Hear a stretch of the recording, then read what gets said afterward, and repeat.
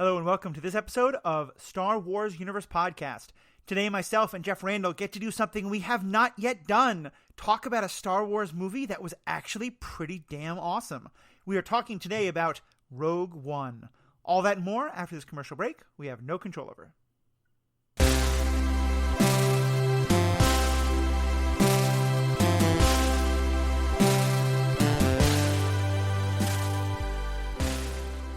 Welcome back. My name is Matthew. I'm your host. I'm joined by Jeff, who I can hear in the background chomping on some kind of peanut or chip. Jeff, how are we doing today? I wasn't chomping on anything. I was moving my mic. I'm sorry. Okay, there you go. How are we feeling tonight? Oh my God, man. I'm feeling so much better about all of this movie rewatching that we're doing. Like, we have had a rough time of it, go of it for 3 straight movies. We were just very disappointed. And we finally got to one that's just stellar. Yeah. Not to be punny, but stellar is the term. Oh God, I didn't even go there. But yeah, you're right. It is. Rogue One might be one of my favorites, oddly enough, because it's not part of the main saga. This is one of the anthology movies. And absolute purists will be mad right now because we are not yet, if we're going in chronological order, we are not talking about Solo. And frankly, we will get to it at some point. Jeff and I decided that because that movie is backstory for a particular character, but has very little impact on the main story.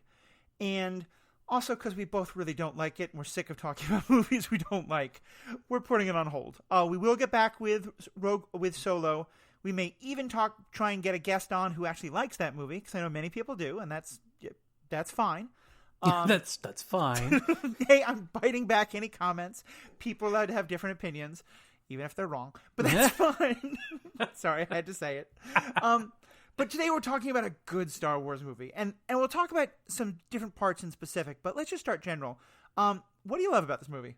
You know, when the movie ended the most recent time that I watched it, like 15 minutes ago, I stood up in my living room and I was like, you see, this right here, this is a perfect example of why this movie is better than the prequels, because in this movie, they're not beholden to anything. Yeah.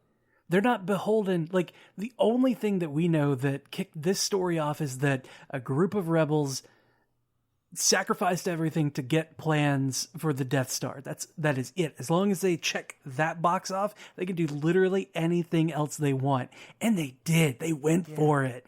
And not only did they go for it, they sprinkled in all kinds of extra little stuff along the way. Like Saw Gerrera, from Star Wars he was in Rebels. He was in the Rebels series.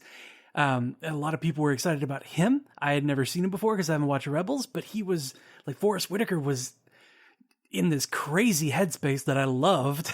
Yes, and then so paranoid.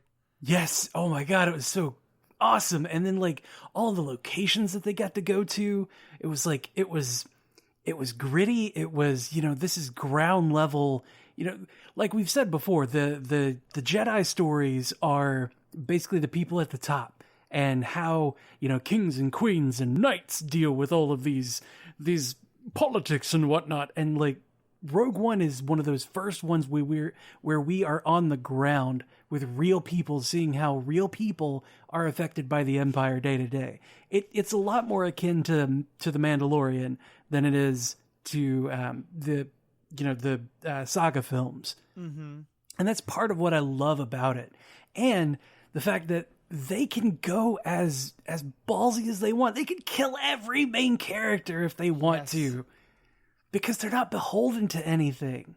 And it's like this greenfield area where you can just tell whatever story you want. And they told a magnificent one. Yeah, I feel like I think Mandalorian's the perfect example, because what it's doing is saying, we're not going to try and tell the story of characters you already know. What we're going to do is say, what's a moment that happened that happened kind of off screen. We're going to talk about that moment because you don't know any of the details, so we can make up all the details as long as we hit the few relevant points. And they do, there's we'll get to one or two of them where I'm like, that doesn't exactly line up, or it's like, it's a technical thing, but sure, I'm willing to go with it. And I just thought it was so good because there was never a moment where I was like, no, wait, that's not what that character would say, or no, wait, that doesn't fit the canon, because it's not the canon. And it winds up, I think, being actually incredible at world building in the same way Mandalorian was, because it's not saying, you know, here's how this particular character got this particular character trait. It's saying, here's how the rebellion got started. You know, here's how, like, one of the things I love is just seeing the internal infighting within the Empire. And this is a detail that the books go into that the movies had never touched on, but if you think about it, it makes total sense. That one thing the Emperor did was to be constantly playing subordinates off against each other, both because it's a very Sith idea of, you know, let power rise to the top through fighting, but also, like, keep them from allying with each other. And so having, like, Grand Moff Tarkin and, God, I just saw, what's the other one's name? Director Krennic. Yeah. So having Grand Moff Tarkin and Director Krennic fighting, like, having this rivalry, clearly because the Emperor is kind of, like, stirring it up from the backgrounds, it was just so perfect, you know? And there were just so many details like that that told me so much more about this world that I already loved. And that's exactly what I want from a movie like this. Yep. And that's why I think this movie does so much better than Solo. Because, you know, you've got these two major main characters in Solo. We've got Chewie and Han, who we know that nothing, I mean, maybe bad stuff happens to them, but they don't die. They don't, you know, they're not, like, horribly disfigured. They don't have to go through anything more than maybe some emotional trauma. But, like, because we know that they survive all the way through into, you know, episode 7 for Han, and, you know, that's like, what, 45 years later? Something like that. Because we know they survived that long, there's no stakes in that movie. There's no stakes in Solo. Like, everybody around him goes away because we didn't, like, we know that everybody around him goes away because those people weren't in his life when we met him in A New Hope. Right. Yeah, I think that's a perfect way of saying it. And as you said, like, the fact that everyone here can die, it makes sense. And I'm curious if you feel like this way, because you're even more of an MCU fanboy than I am. But in many ways, it reminds me of what I loved most about the early seasons of both Agents of S.H.I.E.L.D. and of Daredevil.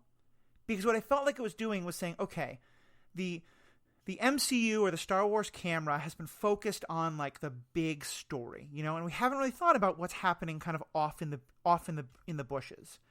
And in both cases, what these shows or movies are doing is widening that lens, you know.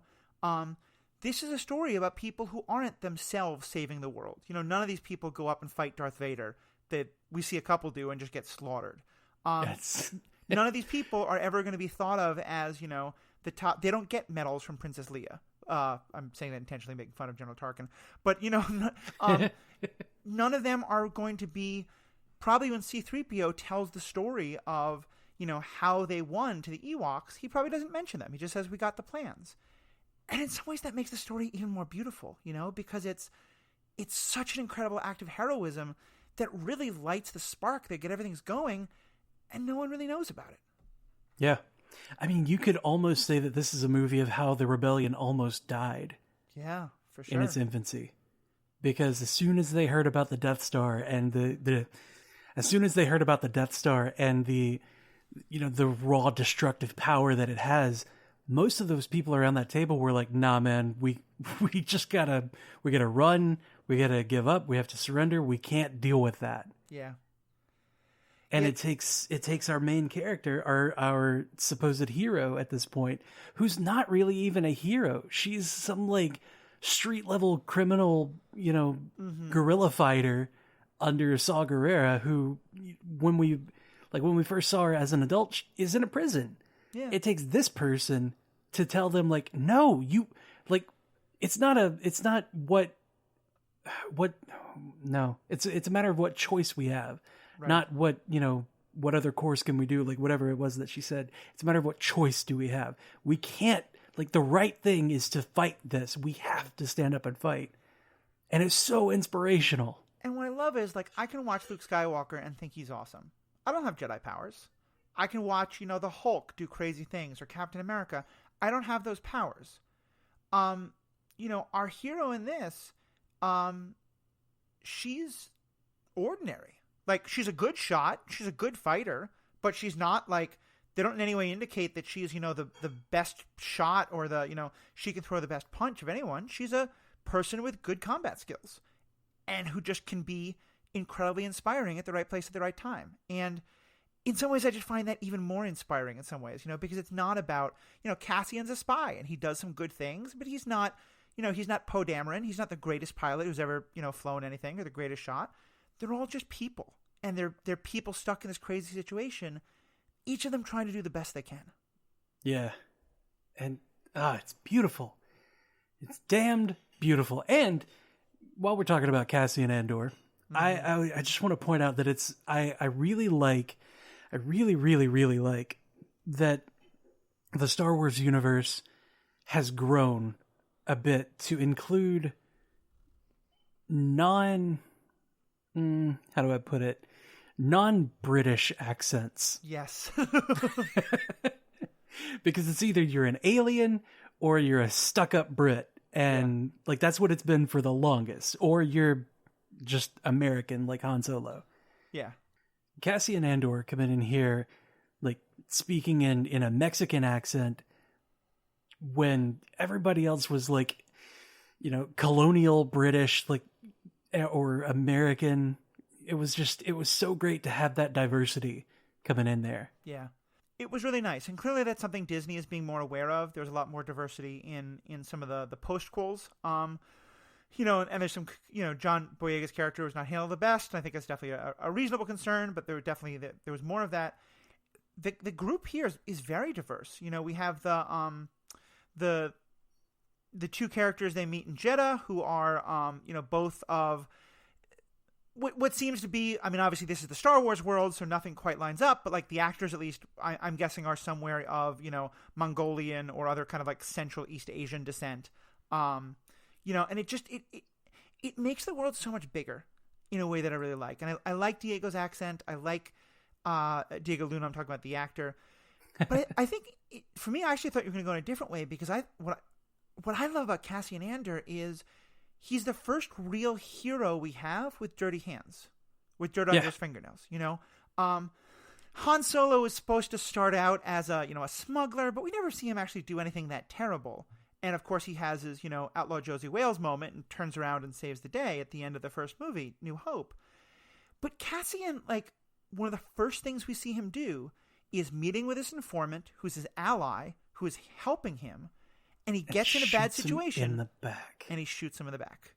And, oh my God, talk about a superhero ethics question, there's so much there because this is one of those things where you think that's not what a hero should ever do. But if he doesn't do that, he's almost definitely going to get caught. And then, as you said, the rebellion dies. And so it's I see why he does it. This is not just him being a coward and not wanting to get caught. He feels like the mission is important. And the fact that he both does that, but then also, and later in the movie, when they're talking about it, and he says, I did these terrible things. We've all done these terrible things. But that's because I've been in the rebellion. He seems to want to make up for it, but he's also not apologetic about it. And it's something I really appreciate about this movie because it's really showing, even fights for the very best of reasons are not clean and pretty and perfect. People do terrible things in war, even for the best of reasons. Yeah. I love that, when he's confronted about, having done bad things or setting up to kill Galen Erso, when he's confronted with all of these things, he doesn't do the cliche, I've been a bad person, please forgive me thing. He doesn't break down. He owns it. He's just yeah, I've done bad things, but it's all been for this cause that I believe in so fully with so much of my being. I've been in this fight since I was 6 years old. I believe in this fight so much I would do anything to get out from under Imperial rule. And the fact that he's able to just be yeah, come at me. What are you going to say? Yeah. What are you going to say that's going to make me feel like what I did was not the absolute right thing to do in that moment? And I just love that he owns it so wholly. Yeah. Well, and because especially he owns it, he's not ashamed of it, and he kind of makes Jin realize like the problem was sort of joining the fight late and then thinking you can tell everyone what to do. But it's just kind of a running theme throughout this movie of the idea that like not everyone rebels for the same reasons, not everyone rebels in the same ways, and that those conflicts are a big part of what can tear a fight against oppression apart. Clearly we see that Cassian is kind of somewhat morally gray, but he's within the Rebel Alliance. Even within the Rebel Alliance, there's some differences between, Mon Mothma giving her order to go capture him, but then the general saying to go kill Galen Erso, which doesn't make much sense to me, but even putting that aside. And, and then they have Saw Gerrera, who hates the Empire as much as they do, is fighting the Empire, but as they say, his methods are too extreme. And, for me, as someone who has both studied, like, social justice movements and civil rights movements and revolutions and all these kind of things, and also, is part of them today, I mean, that really rings true to me. Like, just look at, like, any discussion on Facebook about, what's the right way to protest for Black Lives Matters, or what's the right way to protest against the president, or anything like that. And whatever political side you're on, that you can have a whole bunch of people who all are wanting to fight the same thing, but they're going to have massive disagreements on what the tactics should be. And I just like seeing that like the great Star Wars rebellion, it almost fell apart because of those divisions. Yeah. Rebellions are messy. Yeah. But they're built on hope. They're built on hope.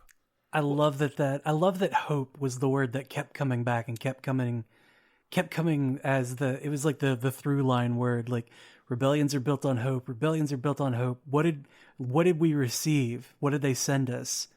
And then Leia says, hope. Yeah. And I got goosebumps when you just reminded me of that story, and when I saw that scene for the first time in the movies, I sobbed. Like, it hit me so hard. And there's and a lot of people thought, because it is it's the whole Uncanny Valley thing with both Princess Leia and General Tarkin. They were kind of using CGI images of them because in both cases the actors have passed away. But Tarkin, who I thought mostly worked, it was a little weird at times.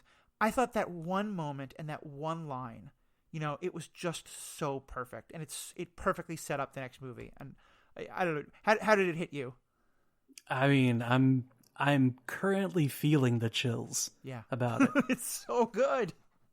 It's, I mean, man, just like, not only like there's so many things in this movie that are perfect little callbacks to the original trilogy. Like, if you look at all of the shots that are from the inside of X-Wing cockpits and anybody that's doing like the bombing runs, anybody that's pilot, red leader, gold leader, blue leader, etc. All of those shots are like, it's like they brought the quality down to what they made it look like it was straight out of A New Hope. Yeah. And like that little bit of nostalgia and all of the cockpits looking like they did in A New Hope. Well, and in some of those cases, it's the exact same shot, and certainly the right. audio was exactly the same. Right, and it sounded the same. And then when the guys are running down the hallway away from Darth Vader, like when the guys are running down the hallway away from Darth Vader, when they finally get their ship launched and they look back, it's exactly the same hallway that Vader comes in through.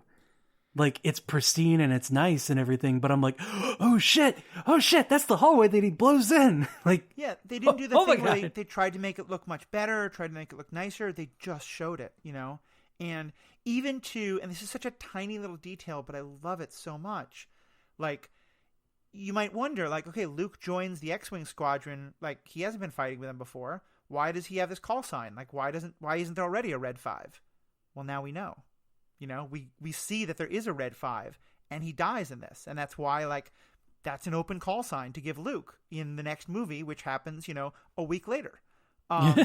Just that little detail. I was like, oh, that's so... And just the whole space battle. I'm sure it was CGI'd, but this space battle looked nothing like the ridiculous things we saw in the prequels that always just felt so cartoonish that they didn't matter. I was on the edge of my seat in both the big land battle that was happening, which is straight out of a Vietnam reference, but also the space battle that was happening. Both, once the X-Wings get down into the planet, but also just all the ships happening. We were talking before about we almost never see capital ships fighting. Here we got to do that.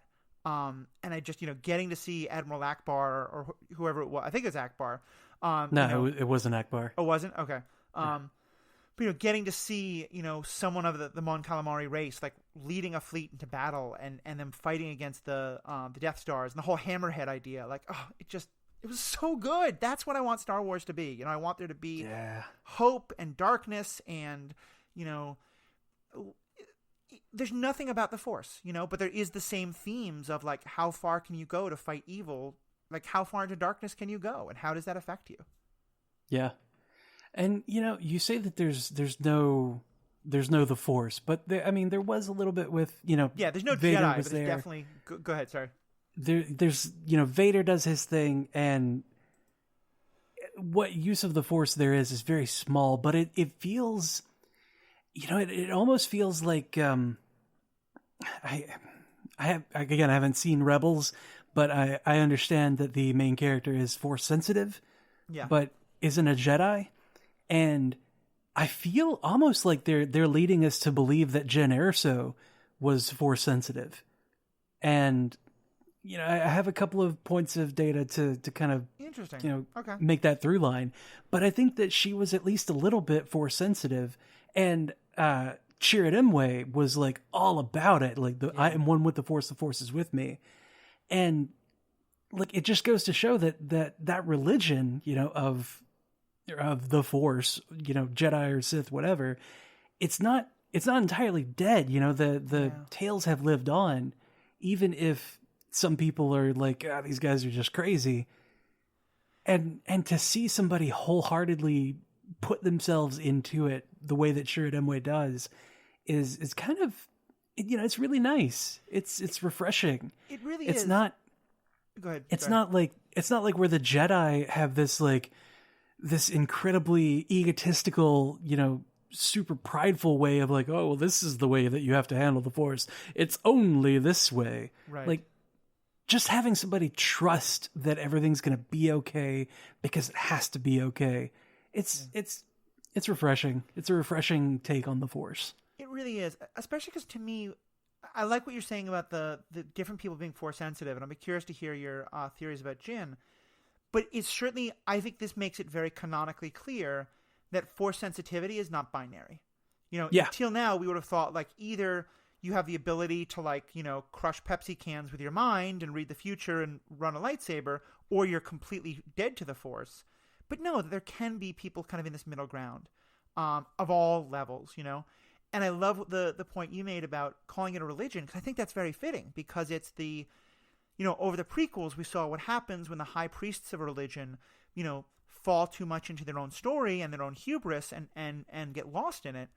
But they're still believers, and this whole idea of the holy city of Jeddah, where people still like hold to these beliefs, and that it's very tied to, Force mythology, and quite literally, because this is where Kyber crystals come from, and Kyber being a big part of how you make lightsabers, and power the Death Star energy weapon, which makes total sense. So yeah, I just thought all those little details were so well done, and I think honestly, both Chirrut and Baze are pretty much two of my favorite characters in this, because the relationship between them is so great. It's very much a kind of like a Jedi and a Han Solo type, and I love, like, he's sort of like, oh, the Force saved me. It's like, no, you idiot, I with my big machine gun saved you. And Chirrut's like, potato. Yeah, right. I don't need luck. I have you. Yeah. Though they so clearly love each other in such a powerful way, and I mean, that we've known that could be a platonic love, that could be a romantic love. I think the movie just doesn't care at all about it, but you can read that any way you want to. But whatever it is, it's such a powerful relationship, and they wind up being such a nice, like, just moral kind of compass for a lot of the other characters in a way that I think really drives us forward. Yeah, and especially with Chirrut Imwe being blind. Mm-hmm. And kind of nobody expecting him to be anything, nobody believing in him at all. when I rewatched it this time, I was, oh shit, he's Daredevil. He's straight up Daredevil right here. Mm-hmm. And having him be like so one with the Force, like taking away his sight might have been the best thing for him so that he can more fully trust the Force and not his own eyes. Yeah, I think that's exactly it. And, I mean, especially around his blindness, he, as well as another major character that I'm sure we're going to talk about, are two of the places in which this movie introduces something that we don't get really in the prequels: humor. This movie is really funny, you know? And yeah. there I'm thinking about his line, like, where they're, you know, the Saw Gerrera's henchmen are they put the bag over putting the bags over everyone's heads so they can't see. And it's like, are you kidding? I'm blind. There's just, I laughed out loud so many times in this movie in ways that I did for all three of the original movies, and I can't really remember doing much in the prequels, except when it was like laughing at how bad they were. Yeah, yeah. And man, having a droid.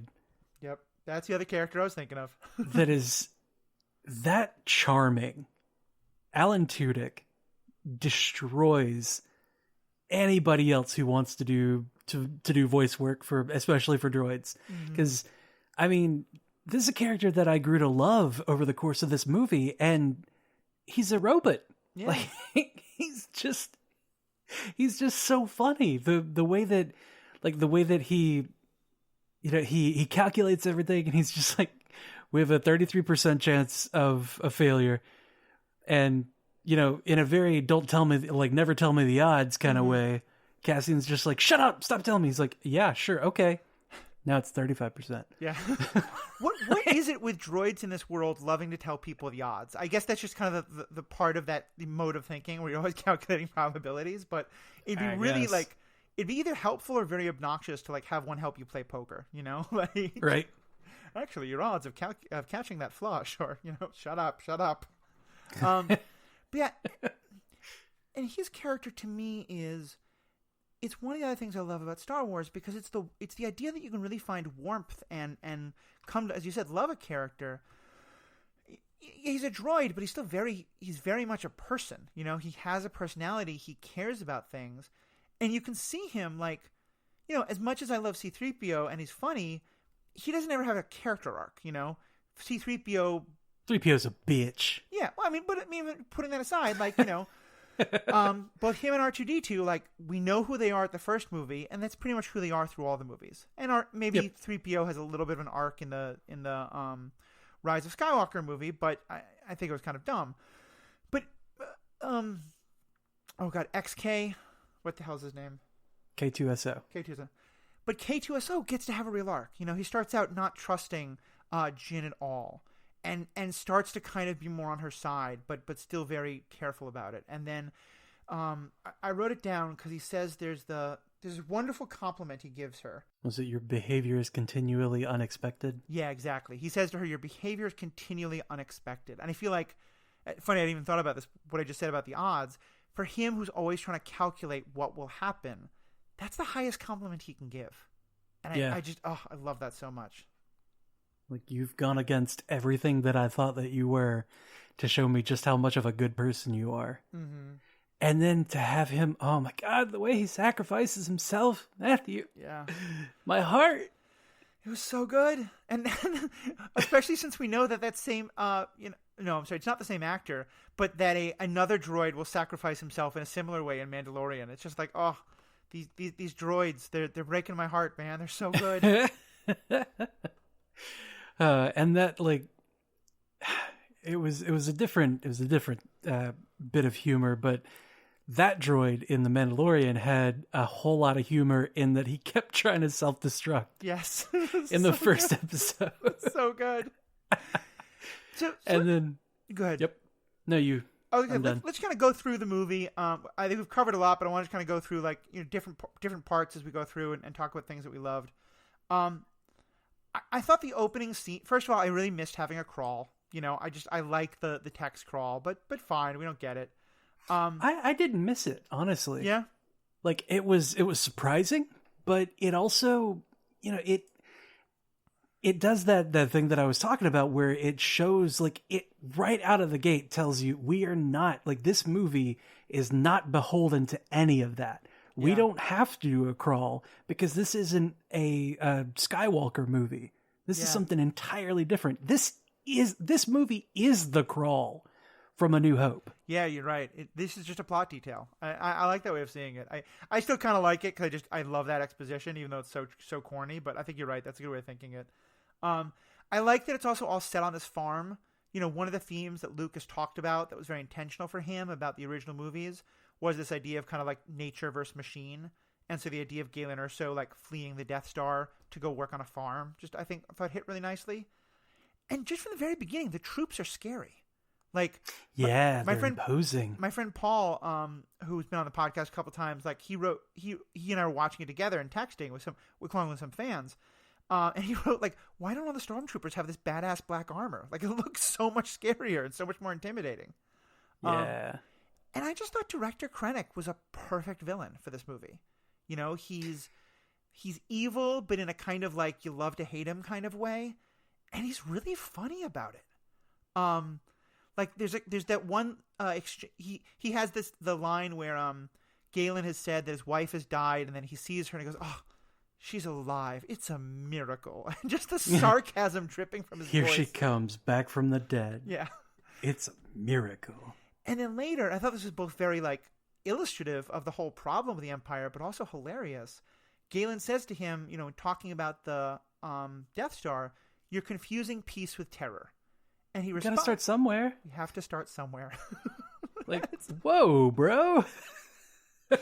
You know, it's like, yeah, that's the totalitarian thinking, and that's terrifying, but it's also really funny the way he says it.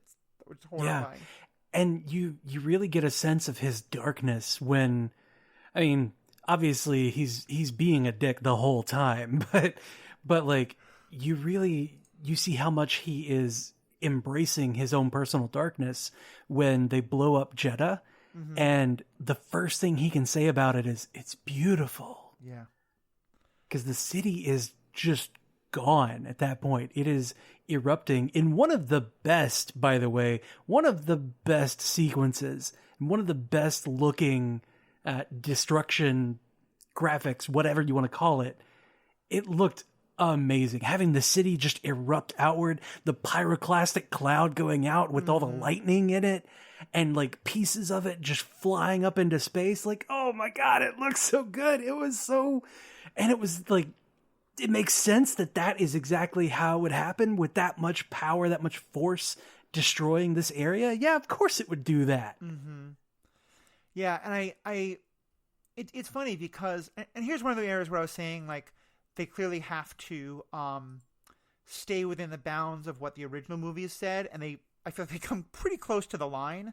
Because one of the big points in the original movies is that they want to demonstrate the power of this Death Star. And so the fact that they kind of already have, and that they have to have Tarkin say, like, you know, "We want a statement, not a manifesto. Don't blow up the planet." It was a little hand-wavy to me, but I was fine with it. Because you're right, it's a beautiful scene. It creates this wonderful tension, wonderful drama.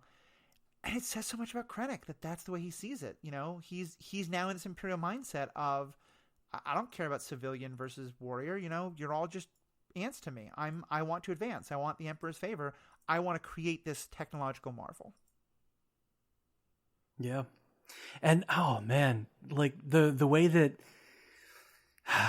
God, the way that he describes it, that you're reminding me of there is, he says, "We stand here I think it was in the glory of my achievement, not yours." And it's not, he didn't build a single part of that Death Star. Yeah. He just employed Erso and other engineers and a crap ton of contractors to actually build the thing. But because he was the guy that was in charge, he thinks that it's all him. It's all him, that like he should get the credit for it. He should be in charge of it.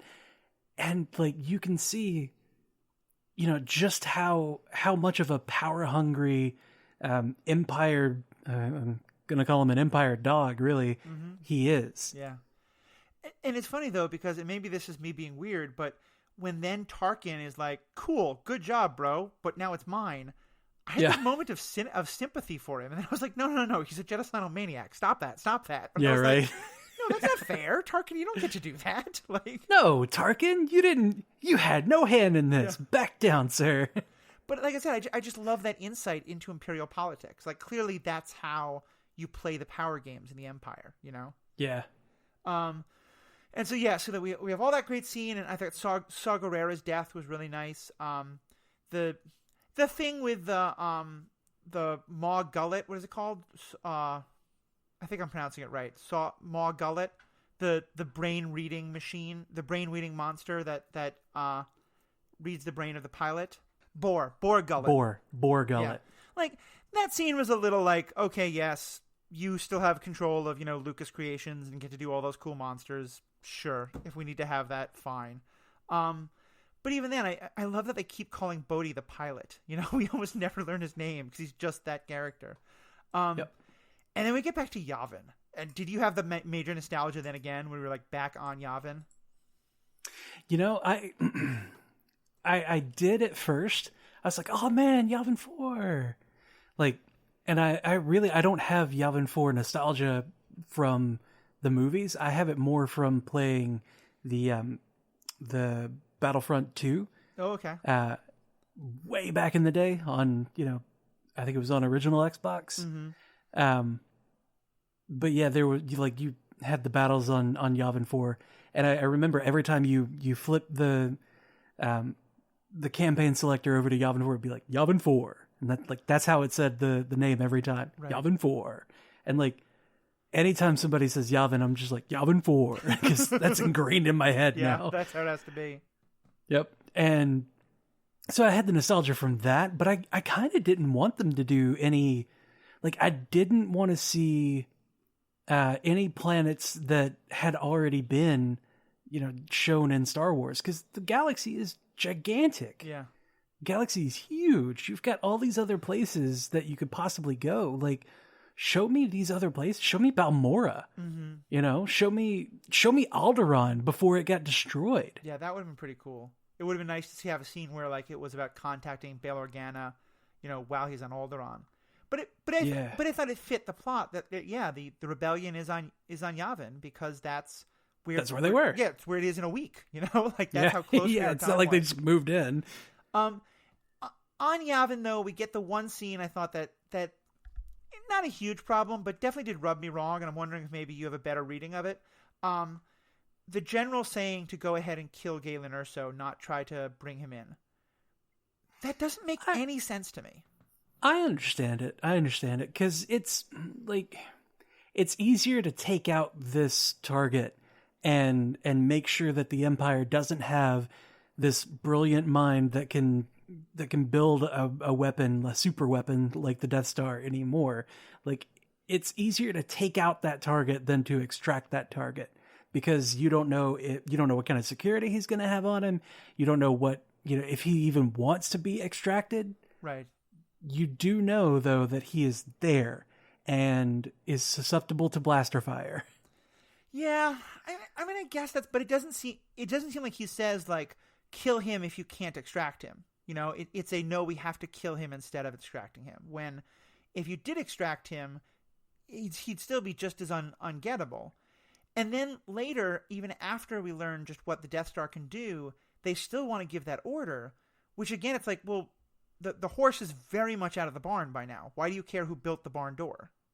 Right. That whole thing it just struck me a little odd, especially the whole like, X-Wings can jump from one system to the other in about 6 minutes and there's no planetary security whatsoever. And they can it was a cool scene, but that was pretty eye-rolly for me. Yeah. I mean, I said it in the live stream when we did the talk on episode 3.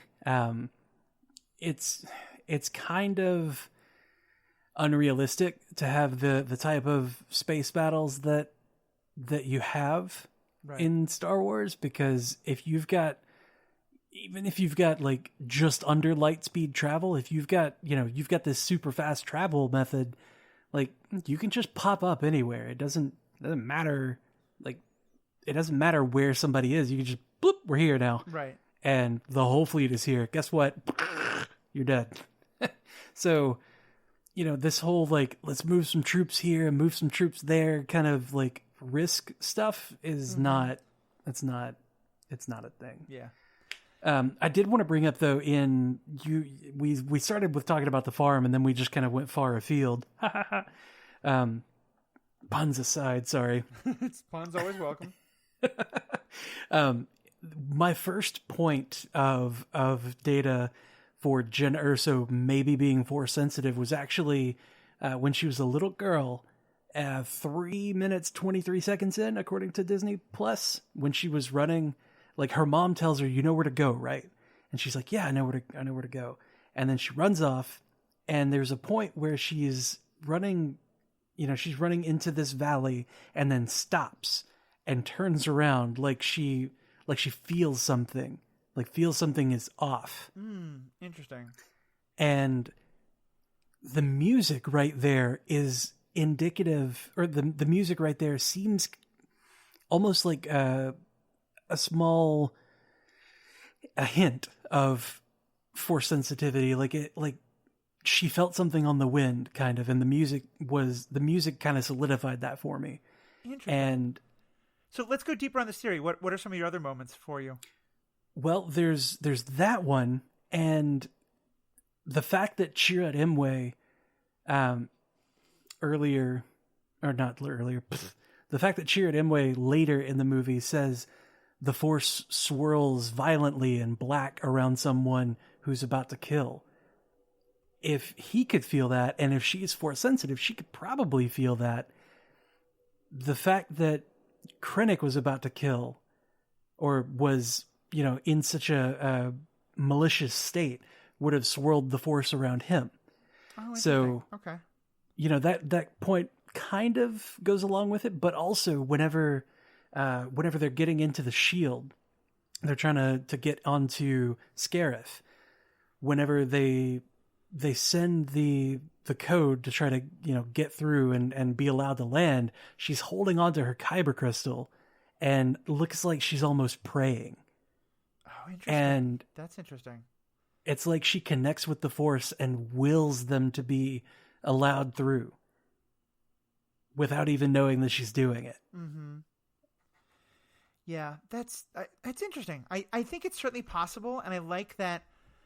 But I like that it doesn't matter, that the filmmakers, I imagine that they may be complete coincidence. I think you're probably right that they drop those hints a little bit, but that it's not like, it doesn't become a huge part of the character. And let's actually take a minute to talk about Jyn, because I really, really love her as a character. I think Rey is a very important character and has a lot of great things about her, and we'll talk about her. I think I like Jyn a little bit more in some ways.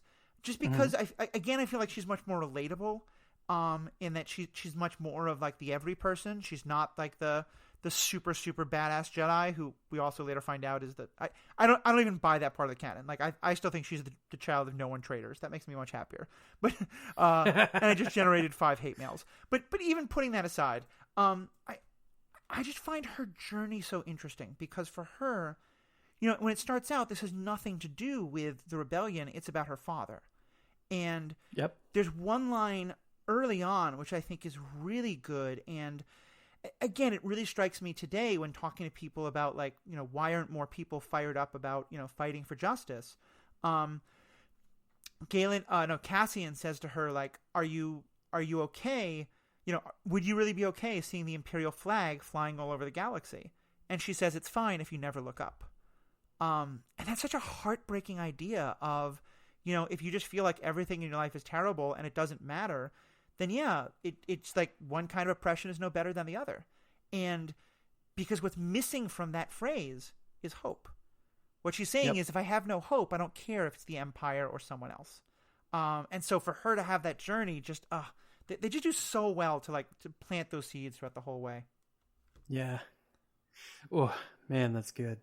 Mm-hmm. That's everything about this movie was just so damn good. Right. I'm trying to get to the. It's hard to focus on any one thing because you're taken on such a journey. Yeah, you really are. Through this movie, it's just like it's hard to pick it apart because everything fits so well together. I love Saw Gerrera, especially because, I have a prosthetic leg, and so seeing a badass guy with a prosthetic leg is pretty cool. But It looked like he had a prosthetic leg and a prosthetic foot on the other leg. yeah, I think that's true. And he was real beat up. And he has this kind of like semi-mechanical existence, in terms of like he breathes through this like mask that he puts on. And it sounds a hell of a lot like Darth Vader. It does. Like, that's not coincidence, right? Yeah, that's very much on purpose. What do you think's going on there? It could be that thing that you're talking about of how far is too far. Like, how far do you go for this good cause before you start becoming like your enemy or becoming your enemy? And Saw Gerrera is seen as this extremist, and at least by the rebellion, he's seen as an extremist. So giving him prosthetics, giving him a thing that makes him sound like Vader breathing, just kind of helps to drive that home a little more. Like, maybe this guy's a little too far gone. Yeah. But you wonder about it, because then you also see the rebellion that thought he was too far gone, who's like, well, maybe we shouldn't attack. Maybe we you don't know, and I like that again, that it's not clear who's the right one and who's wrong. Yeah. Which I thought was really good. I like that they're wanting to say, like, maybe we should try to, get back in touch with him, bring him back into the fold. Like, we need all the help that we can get right now. Yeah. I love that. And like, just the way that Forrest Whitaker plays it, the way that he's just so crazy all the time, where like he breathes the gas and then immediately turns on his heel and is just like, are you here to kill me? Yeah. Are you going to kill me, Jen? Think about that paranoia and that seeing of conspiracy. Like, go on Facebook for 5 minutes, and this is true of any side. Like, I know I'm distinctly on the left side, but we have it as much as anyone, and find that person who's just convinced that anybody who isn't 100% in lockstep with them exactly ideologically is out to destroy them, and is all like, you're part of, like, you're being sent by the DNC or by the conspiracy or whatever it is, that you can't possibly just disagree with me. You must be out to destroy me. Are you a Fed? Yeah. You got to tell me if you're a Fed. It's the law. What's that from? It was some bullshit. I don't even remember where I heard it. It was on some movie or TV show. Mm-hmm. And it was stupid. Yeah. So I'm sorry for bringing it up. No, it's fine. It's fine. And so then we do get to see Galen's message. And here, like, in some ways, I think this is the best thing it does, because this movie does. Because I'm guessing you had the same feeling. I watched A New Hope when I was a kid. I loved it. Everything was perfect. Big explosions, pretty girl, lightsabers. Like, just 8-year-old me is so happy. And then I keep watching it as I get into high school and college, and I get more analytical, and I think the cool thing is not to like things and is to find holes with things. And I start to look even at Star Wars in that light, and it occurs to me, building a Star Destroyer with such a completely easy way to blow it up is a really, really bad idea. Yeah, that's that sort of thing doesn't happen with proper peer review. There you go. Some peer review, some quality assurance, maybe. Yeah, QA testing. But like, what a fantastic way to recognize the mistake and to retcon it by saying it was intentional, as like, and then it's the key to your plot here. Like, I just thought that was so good. That made me so happy. The thing that I was kind of getting miffed about when we watched episode 2. We watched Attack of the Clones. In Attack of the Clones, they had plans for the Death Star on Geonosis that they packed up and shipped off. I was so pissed that was there. And then, 'cause, we don't need that. We don't need that there. Right. But then here, they're like, no, it was Galen Erso. And I'm like, well, was he on Geonosis? Did he work on Geonosis? Like, did he work with them? But then if you think about the fact that it's been, at least 20 years or longer since then, then, that's enough time for them to have, I guess, started on it, and for him to be like, the guy that comes, he's like the foreman to come in and build the thing, and he's like, no, we gotta change this one part, do this over here, and like builds in an extra little piece to be like, no, it's an enhancement. Yeah, the headcanon I put in is that Geonosians had this very vague, very general, like, let's build a big, round starship thing, and then they were like, okay, because even if you remember, by the end of the third prequel, Revenge of the Sith, they've already built the superstructure of the damn thing. But apparently it takes just 20 years to fill in the insides. Like, not so much. But yeah, I like the idea that, like, whatever they were doing, they needed new people to come in. It brings up, though, and I'll say, this question was basically a whole episode of superhero ethics. We don't have to go deep into it, but I think it's fun to talk about. Did Galen do the right thing? If your choice is refuse to help build the Death Star, and maybe they can find someone else to do it, but maybe they can't, or build the Death Star, but put in this self-destruct button.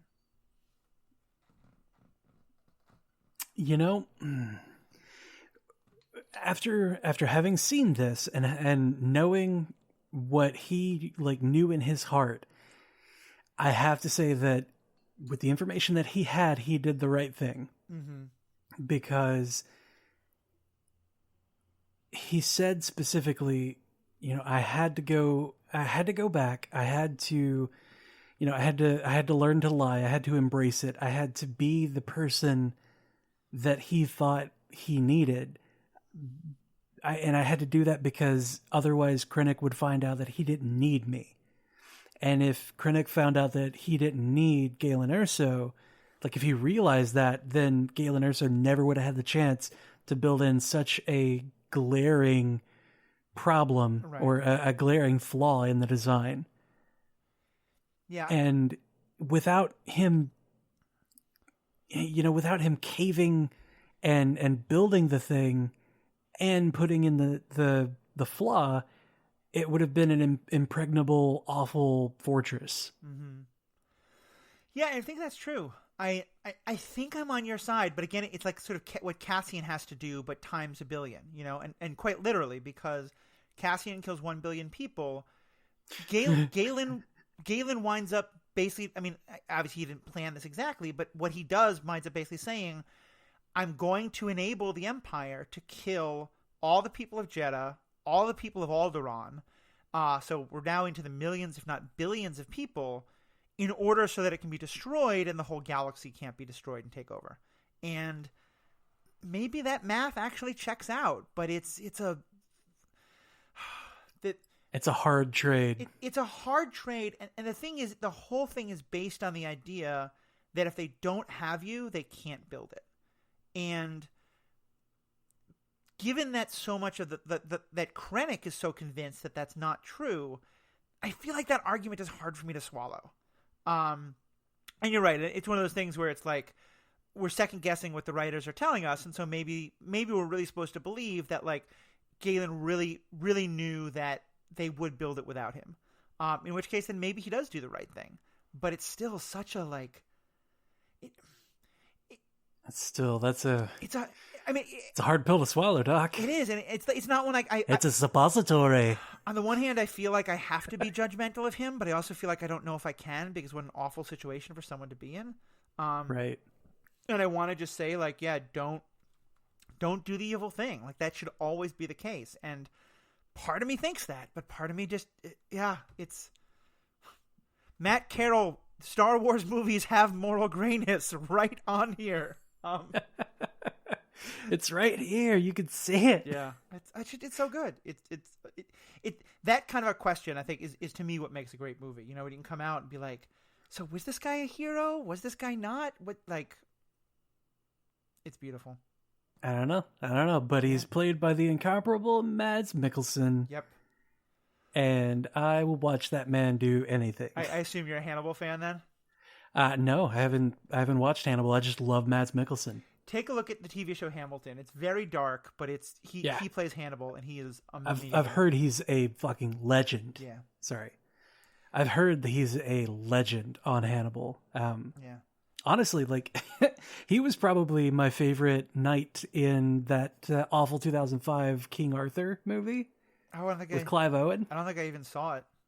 Oh man, it was not great, but he was awesome in it. I, And then he did Casino Royale, and I was like, I'm sold. This guy's awesome. oh yeah, that's right. He was in that. He was very good in Yep. that. Yeah. Yep.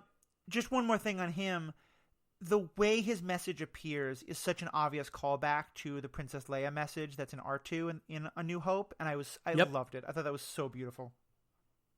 And the way that it's kind of it's a little goofy that he sends a message to Saw Gerrera, and it's kind of like he's saying like, "Hey, old friend, it's been a while, but it's good to see you." Like when that message gets there and Saw watches it, like to have Galen just assume that Jin is gonna show up and that Jin is gonna see it, and he starts talking directly to Jin.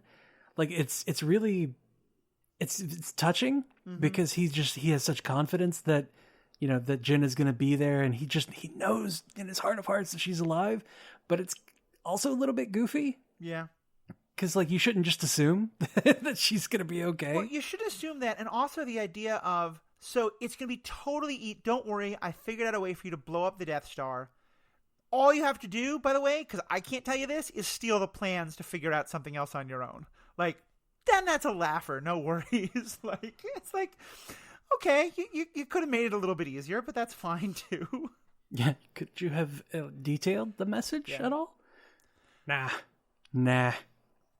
There was one more thing that kind of like bugged me a bit is when like Saw Gerrera shows up and then immediately dies. Yeah. And he like they say, come with us, and he's like, I'm done running. Like, well, this isn't a thing where you're gonna like stand your ground and hold back the enemy while they escape. It's literally a wall of the planet is blowing up, or Yeah, the Earth is being destroyed around you. Like you're not gonna survive that in any way. What I took it to mean was that, I mean, he's kind of maybe recognizing how screwed up he is. Like using that monster on Bodhi, the pilot, is kind of a dick move. Yeah, it's a touch of a dick move. And he's so clearly like very, very conspiratorial and worried about everything. But also, I mean, that first battle scene, which to me, I mean, less so now, but at the time when the movie came out, we were still used to like nightly news discussions of like, battles in cities in Afghanistan and Iraq. And that battle in Jeddah looks exactly like that. I mean, to me, it's very intentional, like that's what the reference to. And that battle is pretty morally gray. Like the forces for Saw Gerrera don't seem like they're, fighting for a good cause for sure, but they're using some tactics that are getting some innocent people killed. Yeah, they're not like, everyone, all the innocent bystanders, run away, get out of the area, clear the area because we're about to have a battle. Right. They're just they use them as cover. Yeah. And they use them to hide. And I see what you're saying where they very much evoke imagery of Middle East. I don't want to say insurgents or attackers, but they all of them have what looks to be almost like burqas on. They've got the cover on their face and head. Yeah. And like I didn't notice it the first time I watched it. I noticed it this time. I was like, wait a second. And it's town with people that have like this religious devotion. I mean, I think there's very clear references happening there, but it's effective because it's that's fighting where like find the good guy. It's pretty damn hard. I mean, I'm pretty sure the U.S. isn't it, but other than that, like it's a multi-side, multi-faceted combat with a lot of people with a lot of agendas, and that's it Saw Gerrera's troops, like they're fighting the good fight, but. Yeah, I kind of get Saw Gerrera maybe being like, yeah, we've maybe the fight needs to take on a new dimension now. If he had maybe had a brief discussion with Jen about how he has gone way off the rails, like when she was telling him like, you ditched me, you left me in a bunker, or wherever it was that he left her, like you left me, and I had to survive on my own. If he had said something about like, he told her there were people that were starting to figure things out. They wanted to use you as a hostage or a ransom or bait or whatever. If he had said like, the forces that I'm with, the forces that I'm leading, this fight is going so far away from what the rebellion is. I had to get you away from it. Mm-hmm. If he had said something like that, it would have made more sense that he would just stand there and take the explosion. Yeah, I think that's true. I think that's because implied, then he could say, but like, then, yeah, it would have been nice to have it in the actual movie. Right. Yeah, and if it, like, it's great that it's implied, but like that's one of those small things where I need you to tell me that so that I can feel that without having to be like, well, I wonder. Yeah, I'm with you, and it ties. Like, I would have loved to see a lot more on Jedha, especially because, and it ties into actually the character who I almost missed him entirely the first time I watched the movie. But I think this was now my third time seeing it, and every time I see it, I'm more interested in this. No, it's my fourth. Every time I'm more interested in this character, and that's Bodhi. Like, the pilot seems to have such this interesting journey that we just get barely hinted at. Yeah. There's one line where he's talking to Jin, and he says, "Your father, he said I could get right for myself. He said I could make it right." Like, yes, clearly he has a redemption arc that we're talking about. He has some major guilt, and on one hand, it's really powerful that we don't know. But like, if you told me we're gonna get a movie now that's like the whole process of like Bodhi deciding to join Galen and then Bodhi being with like Saw and all that, like, I'd watch that in a heartbeat. Like, I want that story, you know? Yep. I mean, it's easy to say, like, you know, I feel bad because I worked for the Empire, and I feel like I've done bad things because I worked for the Empire. But this guy's a cargo pilot. Yeah. So I don't know how many bad things he's done as a cargo pilot, but you know, if they made a movie or a miniseries about it, I'd watch the hell out of it. I think my guess was that he was a cargo pilot, bringing kyber crystals up from the planet. And so the idea is that he's helped, like, and he's been one small part of helping to make the Death Star weapon possible. But you're right. I mean, he's a pretty low cog to feel too much responsibility. So it again makes that story so much more interesting. Like, what's happening? Yeah. Like, why do you have this extreme sense of owning this problem? Like, why do you feel so responsible for it? Mm-hmm. If, you know, he's also, I mean, he could also say that he has been instrumental in tearing down this religious symbol, you know, for this one way of life that was, you know, guarding the temple, the Guardians of the Wills, which I want to know more about. Give me that backstory. Can we have another one? And that, I think, is pretty much straight reference to stuff that's in a lot of the books, especially in the Legends canon, which I thought was a nice touch, because it's a nice kind of way of bringing those a little bit more back more into certainly all the stuff about kyber crystals being how you build lightsabers. That's all in the Legends books. So that was a nice, like, okay, maybe we haven't completely obliterated that part of the past. You know what would be really awesome? What's that? If there was, you know how, okay, I'm piecing this together as a pitch. I'm pitching this to Disney right now. It would be really awesome if there was a series similar to how The Mandalorian was, where it was kind of like, or at least similar to how The Mandalorian episodes 4, 5, and 6 were, where they were kind of bottle episodes, but it was like bottle stories, and it was something along the lines of like Star Wars Legends, or, you know, Legends of the Force, even, whatever you want to call it. But all these little backstories about the pilot, give like 2 or 3 episodes to the pilot, give a little bit to, you know, the Guardians of the Wills and why they exist the way that they do, and, you know, why Chirrut Imwe is the way that he is, and what made Baze Malbus be not devout anymore. Yeah. Because Chirrut said that Baze Malbus used to be the most devout. Yeah. Like, what made him turn away from it? Show us Saw Gerrera and Mon Mothma when they worked together and how they broke apart, you know? Like, that and go ahead. It could be like almost an anthology series where you just have a couple of episodes at a time that describe this you know, this arc for people, you know, throughout the Star Wars canon. And I think that would, like, we don't need necessarily a whole movie about anybody or an entire, like, 10 episode series, but like a couple episodes here and there on these various things would be really nice, I think. I will also say, without spoiling anything, obviously earlier in the story because it all happens about 5 years before all of this. But Star Wars Rebels does fill in some of those gaps. More in the world building stuff, but Saw Gerrera does appear in it, and some other characters too. Let's talk about Vader, because we were very unhappy with Vader in the prequels. We get Vader in two scenes, one where Krennic goes to talk to him, and then one where he brings he jumps into the fight at the end. What's your take on Vader in this movie? Honestly, I'm torn. I'm torn about Vader being included, because on the one hand, no lightsabers needed to be in this movie. Mm-hmm.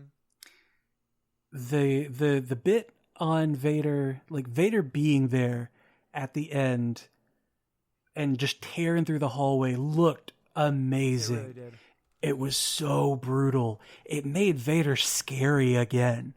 Like, Vader was a terrifying presence in the black hallway when all you see is the red lightsaber turn on and good. all of his black armor is reflecting that red light. It's terrifying and it's so great, but it did not need to be there. Like, I'm glad that they did what they did to make Vader who he is again and like give us old, classic Vader scariness, but this is not a story about the Jedi. Yeah. This is not a story about the Force, really, in any way. So I have three thoughts. One of which is, you're right, it is completely badass. Two, there's a part of me that is fine with him appearing there. It's his scene with Krennic that bothers me. Mostly because I don't think of Vader as someone who uses puns. Be careful not to choke on. At first, I thought it was choke on your ambitions. That's how I remembered it. It's like, okay, that's kind of a dad pun, but whatever. But choke on your aspirations. Right, so it's a double pun. It's like I have to get two references to breathing in here. Like, come on, dude. You don't even know that your kids are alive. You don't get to tell dad jokes. Honestly, like, in talking about that part, I don't think that was really like. I don't think that did justice to Vader. Yeah. Not just for that joke, but the whole scene. Like, he was snarky. Yeah. Like, when Krennic said something, it doesn't even freaking matter. Oh, when he's like, I'm just pressed for time. And then Vader's like, oh, I'm sorry. Yeah. Like, excuse you? Who the hell are you? And what have you done with Vader? It didn't make any sense. I don't mind. I quite liked the lightsaber stuff at the end, and I think it's a nice way of sort of like, because in some ways I feel like it is, because remember, Vader's just been hanging out on that planet doing whatever he's doing, and he does other things in the Between Your Years. But I like the idea of him kind of realizing, like, okay, Krennic's kind of an idiot, Tarkin is whatever, I need to get more involved again. Like, I like that. Except it sets up the one problem I have with the final sequence. Let's flash forward to A New Hope for a moment.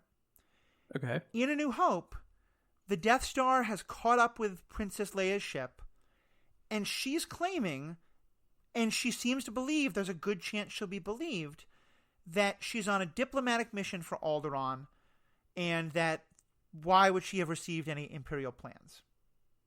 That makes sense if he's caught up to her in the middle of space.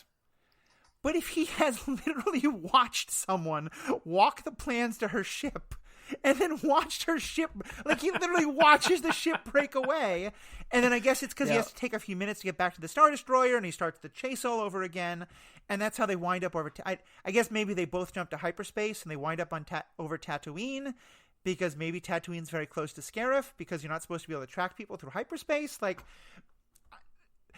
But they were working on that. They were setting up something brilliant, and I get that.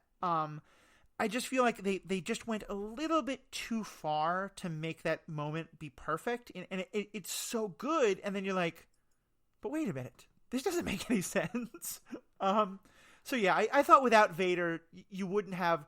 It would be more believable that, like, her ship gets away, and then Vader's ship tracks her down, over Tatooine for whatever reason. Yeah. And that's the only gripe I have about Vader being there. But I mean, I would say that him being so badass and honestly redeeming Vader, if I can say that, like redeeming the badass Sith Vader. I mean, here's the to bring him back to being a badass. Like, it's so it makes up for it. It's so needed. Here's the line for me of how I distinguish a really good movie from a movie where I'm like, I've got problems with it. A movie where I'm like, okay, but it has problems is one where I notice things like that while I'm watching the movie, and I'm like, that doesn't make sense, and it takes me out of it. It makes it harder for me to get caught up in the movie because I'm noticing the flaws. Right. The first time I saw Rogue One, none of that mattered. Like, yeah, Vader was awesome. It wasn't until you were like way out of the theater. You're like, hey, wait a minute. Yeah, I was like driving home, later talking about it, going into the big detail about it. That's when you start to be like, okay, that didn't line Hold up. the phone. But here's the thing. If a prequel, we've talked so much about the problems that prequels have. And if the biggest inconsistency of the prequel is that there's that moment that doesn't quite line up and you don't realize it until like a couple hours later, that's a home run. Like that's good enough for me. That's a very hard bar to meet, and you've met it. Yep. Man, God, I'm just I'm on Disney Plus right now, just kind of scrolling through the bar, looking at things. There are there's so many things in there that are like, they're so great to talk about. The one that I keep thinking about, though, because I've got a tab open about it, is the plans that Jen Erso was talking about when she was scrolling through in the archives. She mentioned being able to track through hyperspace. The hyperspace tracking, like something that they were working on. And it's like, okay, all right, they were already working on that. That makes sense. That at least like gives it credibility in, when it comes up in episode 8. Right. Sure. That's 30, 40 years later, they finally figured it out. Yeah. But something that I didn't notice until this time after having watched The Mandalorian, there's a plan that she mentions called Black Saber. Oh, really? Oh, that's so cool. Yes. And Black Saber is something we're still learning about, but has a lot of significance in the TV show The Mandalorian and just Mandalorian history in general, and is one that keeps coming up in a number of ways. So, what a great little deep cut reference that is. Yeah, man. Like when she said that, I was like, hold the phone. What? Yeah. Like, what? I immediately was just like, Google. Google, tell me. So I want to finish up by spending a couple of minutes talking about the big battle, and especially like how she gets them all to go to the battle. But is there any other kind of big things you want to touch on before we jump into that? I don't think that there's any other major driving points that I need to mention yet. Right. I'll swing around to them though. They'll come up. We'll get to them. Because I do want us to start moving towards wrapping up. We've been a little more than an hour, and we try to keep these. No, man, we need to talk about this for another 3 hours. Okay. Let's talk about the battle, and even more so to me, the scene where she inspires them to get into the battle. It is just that's one of probably from the moment she starts to tries to inspire the rebellion to fight, and then kind of walks away, and then everyone else tries to join her. That may be like my favorite 10 or 15 minutes in Star Wars, or certainly one of them, because there's so many good moments.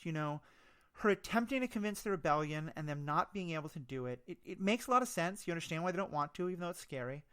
And then the moment when Cassian brings these people to her, and he says, "We've all done terrible things on behalf of the rebellion.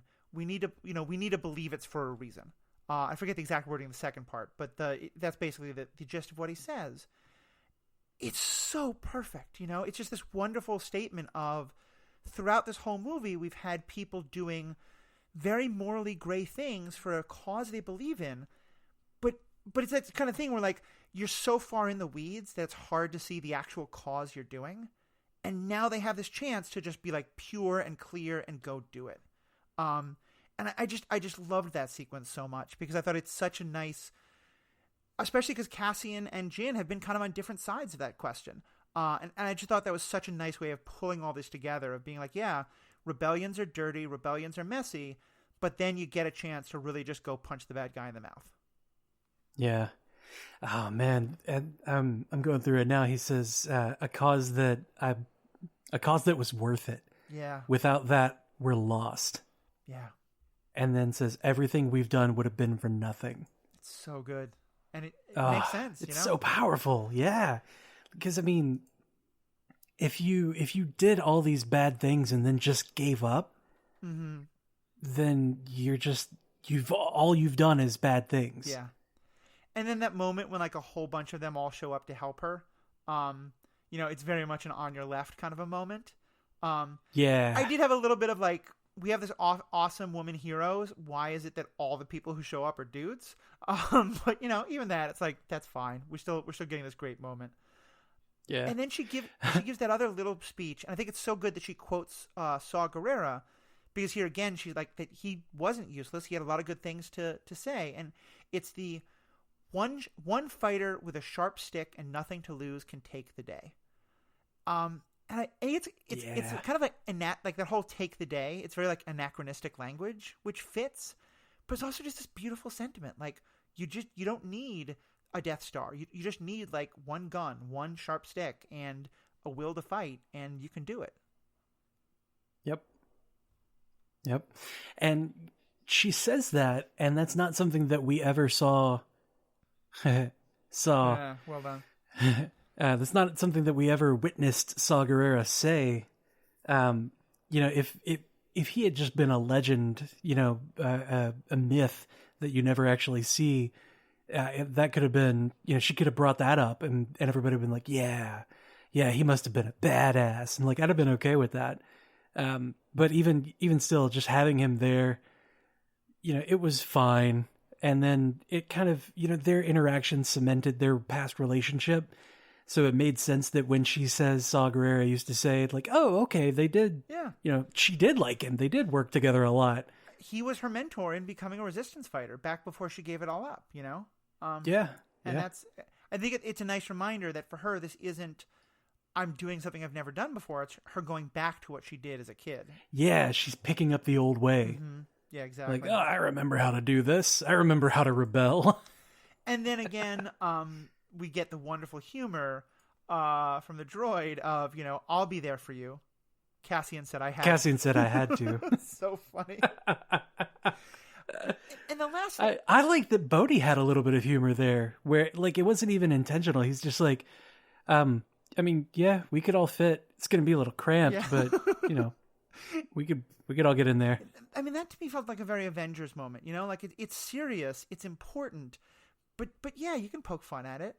It's like that great Guardians of the Galaxy moment where they're all standing up in this bold way, and then Rocky's like, "Yep, here we are all standing around like a bunch of jackasses," like standing in a circle. Yep. The other thing I love so much about it is, and again, this is the sort of thing I think that applies to rebellions. It also applies to like when I'm trying to convince my friends to do something. Like she tries to get everyone to do this thing, and they're like, "Nah, talk. We're not going to do it. We're not going to do it." And then she just goes and does it, and everyone else is like, "Screw it! If she's doing it, let's go help her." Yep. And I thought it's a very like, it's easier to say you're sorry than ask for permission. And I think that there's a real truth to that. Of like, if you just go do the thing, people will be like, "Oh, hey, look!" Especially something like a rebellion where everyone's so afraid, and there's this like, you can't cross that line, you can't do it. Once she does it with her people, A, they're all like, we've got to go help her, but B, they're like, oh, you can do this. It now seems possible for us. And to me, I think like every movement often needs that. You need someone who's willing to just not talk about it for hours in a committee, but just to go forward. Yeah, you need somebody to pull the trigger. Yeah, exactly. And get it rolling. Yeah. Get it rolling forward because everybody else is too damn scared. Mm-hmm. I love that when that private comes running out, he's just like, I gotta go talk to her. Hey, wait. And Mon Mothma turns around and is like, oh, I gotta talk to Admiral Raddus. And somebody else is like, he's already gone. Yeah. Like, he's already gone to help her. Yeah. I don't know what you're still doing here. And she's like, oh shit, we gotta go. Yeah. No, it's a great moment. And it's, and I guess that battle scene that we talked about, it's just such a well done battle. Both the battle on the planet that is very clearly a Vietnam reference. I mean, like, Oh yeah, even down to the helmets that the troopers were the wearing. helmets, the battle in the swamp area, the U-wings, which is a cool new ship to introduce, but that are very clearly helicopters, like the way like the troops pour out of the sides.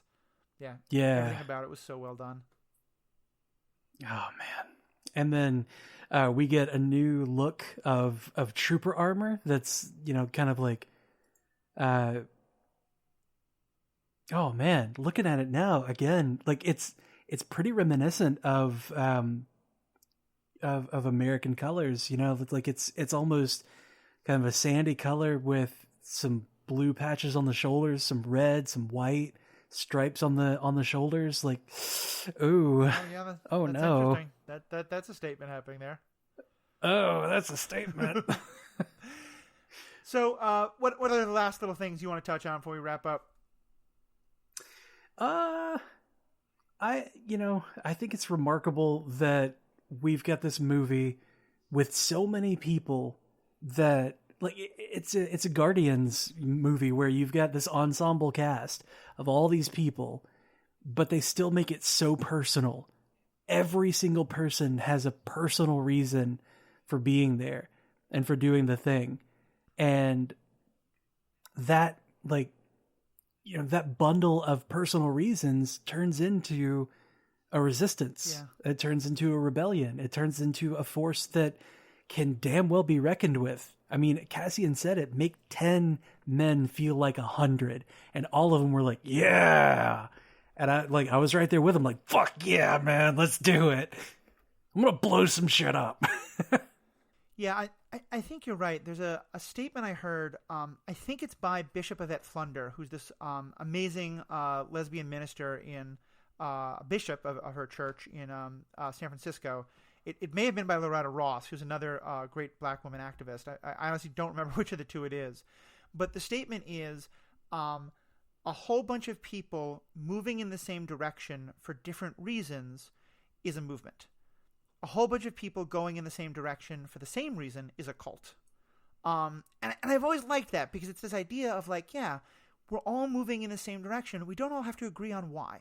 And, you might be doing it because your parents got killed by the rebellion. And you might be doing it because the Empire came to your city and did terrible things. And you might do it because like the Empire wrecked your business as a merchant or whatever it is.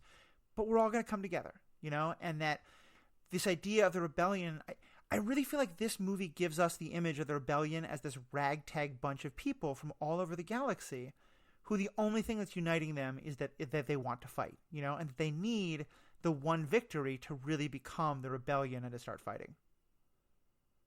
Yeah. And then this movie gives us that. And it's a victory, but it's bittersweet because we lose the people that we're very familiar with. Yeah. And it's so touching. And, I love that there was obviously some chemistry between Cassian and Jyn, but they never actually went for it. It's not a romance movie in any way, shape, or form. Right. They just embraced at the end, like, all right, well, here we are. And I mean, I feel like that could be because there's been some chemistry here. It could also be we've just had this major thing happen. We're about to die. You're the closest human being who I don't want to shoot in the head. Give me a hug. Like, and I feel like the fact that, again, that leaves it that ambiguous, that you don't need it to be a romance in any way. And I don't mind a good romance. Like, I think Han and Leia's flirtation is one of the things that makes Empire so good. And forcing Anakin and Padme's flirtation is what makes the prequels so bad, And, like, if you don't need a romance in the story, don't put a romance in the story. Yeah. So I think that the way that Han flirts though is so damn funny. Mm-hmm. He's like, I know you love me, all right, get over it. Like, we got things to do. Yeah. You need a scoundrel in your life. Yeah. I can't wait till we talk about Empire. That's going to be so much fun. Yeah. We're going to have to try really hard to actually talk about it, not just quote our favorite lines to each other. That's fair. But yeah, any other kind of last things on Rogue One? Nah, man, I think we're good to wrap it up. Yeah. This was such a good movie, and I'm so glad we had the chance to watch it again. And I'm hoping to our fans, you had the chance to watch it again. What stuck out for you? Maybe this was the first time you saw it, or maybe you haven't seen it in a while, you're just listening along, and we're making you remember parts of it. What do you love? Or it may be that Rogue One isn't your favorite movie. I think that's certainly an option as well. What didn't you love? Let us know. You're allowed to be wrong. But yeah, no, even there, like I think it is harder to me to justify liking Solo than it is to justify not liking this. Like I can see if I think if there's you're really into the saga, that's fair. Something like that. That's fair. That's fair. But unless you don't like Rogue One because you don't like women heroes, in which case, please stop listening to this podcast. You really have no place. Then here. you're wrong. I think that you and everyone else though need to watch this movie again, but look for Jyn Erso being Force sensitive. Interesting. Okay, I'll definitely take a look. So yeah, fans, what do you think? You can find us on Facebook at Star Wars Universe Podcast. You can find us on Twitter. It is called Star Wars Universe Podcast, but the actual name of it is SWU Podcast, Star Wars Universe. The actual full name at Star Wars Universe Podcast was too long, but you can find it either way. And honestly, the easiest way is to go to our webpage, which is on thestrandedpanda.com, the Stranded Panda Podcast Network. On there, you can find this podcast. You can also find a number of other great podcasts that both myself and Jeff, sometimes together and sometimes differently, are on, as well as a couple of others by other great people. We do content on all sorts of different geek media. There's one on the MCU, on the DC universe, on the Star Trek universe. There's a podcast called PandaVision, where we talk about all sorts of different television shows. We've done things on The Boys, on Orville, on Umbrella Academy just recently. And just getting started now, Matt Carroll and another friend of his are kicking one off about Lovecraft Country, which is going to be really interesting. I saw the first episode of that show. It's such a good show. So good. It's so good. So good. So yeah, lots of great content, lots of good things, and really lots of good ways to remind you that why would you ever go out of the house in the time of the pandemic when there's so much good television to watch? Yeah, and we're there to talk about it with you. I'm just trying to justify the fact that I'm spending so much of my time watching television. So no, you don't have to justify it to me, man. It's to have good conversations like this, and to have good conversations with you, the fans. So please check all that out. Please give us a review on iTunes or anywhere else we give reviews. It's a great way to help us. And please, more than anything, keep listening, tell a friend about it, and have a great day. I have spoken.